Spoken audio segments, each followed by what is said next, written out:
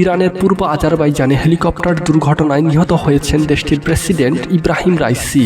63 বছর বয়সী এই দক্ষ রাজনীতিবিদকে ইরানের সর্বোচ্চ নেতা আয়াতুল্লাহ আলী খামেনির উত্তরসূরি মনে করা হতো। বিচার বিভাগ এবং ধর্মীয় দিক থেকে রাইসি ছিলেন এক জ্বলন্ত প্রদীপ। 1960 সালে জন্ম নেওয়া ইব্রাহিম রাইসি মাত্র 20 বছর বয়সে তেহরানের পার্শ্ববর্তী শহর কারাজের প্রসিকিউটর জেনারেল হিসেবে নিয়োগ হন। এরপর শুরু হয় তার উত্থান। তার বিচারিক পদমর্যাদার দ্রুত বিস্তারের দিনগুলোতে রাইসি তেহরানের ডেপুটি প্রসিকিউটর এবং ইরানের প্রধান বিচারপতি সহ বেশ কয়েকটি গুরুত্বপূর্ণ পদে অধিষ্ঠিত ছিলেন।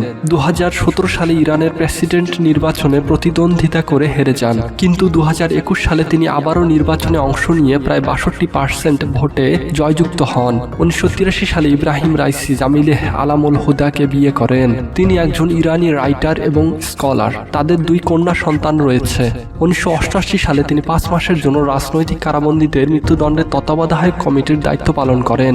রাজনৈতিক বন্দীদের বিচার বহির্ভূত মৃত্যুদণ্ডে তার ভূমিকা সহ কয়েক দশক ধরে মানবাধিকার লঙ্ঘনে তার জড়িত থাকার সন্দেহে নভেম্বর 2019 সালে ইউএসএ ইব্রাহিম রাইসির উপর নিষেধাজ্ঞা আরোপ করেছিল। তার দীর্ঘ ক্যারিয়ারে 1994 সালে ইরানের বিচার বিভাগের অঙ্গ প্রতিষ্ঠান জেনারেল ইন্সপেকশন অর্গানাইজেশন অফ ইরানের প্রধান হিসেবে নিযুক্ত ছিলেন। এরপর 2004 সালে তাকে ইরানের ডেপুটি চিফ জাস্টিস বা উপপ্রধান বিচারপতি হিসেবে নিয়োগ দেওয়া হয়। তারপর 2012 সাল থেকে 2021 সাল পর্যন্ত ইব্রাহিম রাইসি ইরানের ধর্মীয় নেতাদের বিশেষ আদালতে প্রসিকিউটর জেনারেল হিসেবে দায়িত্ব পালন করেন।